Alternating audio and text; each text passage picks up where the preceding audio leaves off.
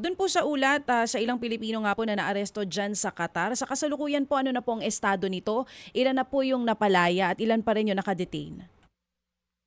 Okay, so together with our embassy in Doha, si Ambassador Melicor, yung ating labor attaché Mm. na abogado has been conducting with the team has been conducting visits dun sa detention centers and then have talked to the detainee.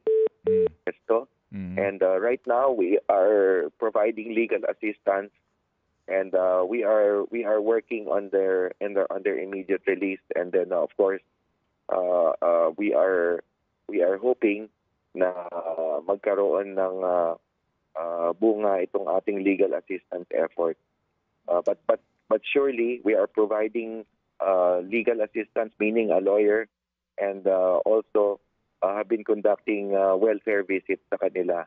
At we have been providing assistance. We have provided assistance through our one country team headed by Ambassador Melicor and our labor attaché. Kayo po ba mismo, Sec Leo, meron po kayong direct contact doon sa mga OFW or yung pong point person natin in Qatar? Ano po, kamusta po yung sitwasyon ng mga Pilipino na nakadetain? Yes, I get daily reports that nagkakaroon naman ng pakikidaupalan nagkikita sila napupuntahan na dadalaw and na-ensure yung kanilang welfare doon at nabigyan ng assistance. Opo. Sec, ano ba talaga kwento rito? Ano ang kanilang violation basically po? Sir Ted, I hope you understand, hindi muna ako mag-ahayag ng detalye as we continue to provide legal assistance. Siguro magkukwento ako pagka may resulta na yung ating effort. Opo. Pero sa ngayon, what is clear is that they have been arrested. Mm-hmm.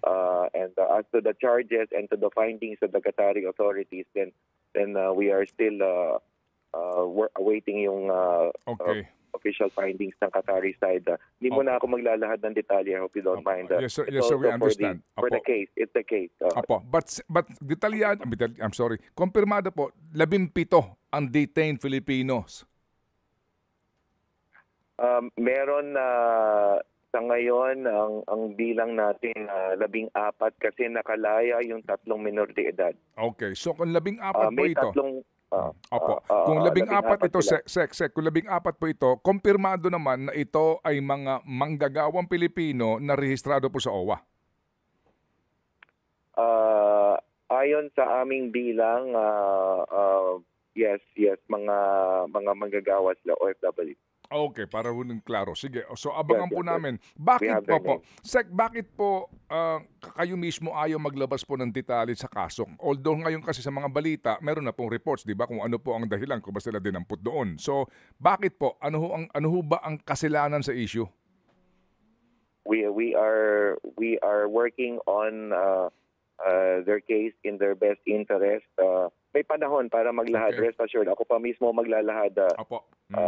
Sir Ted, ayoko lang na maglahad ng mga detalye and for the Qatari authorities to find out the details that I am revealing right now. Our people are dealing with the Qatari authorities in terms of handling the case. And so maselan yung bahagi na yon.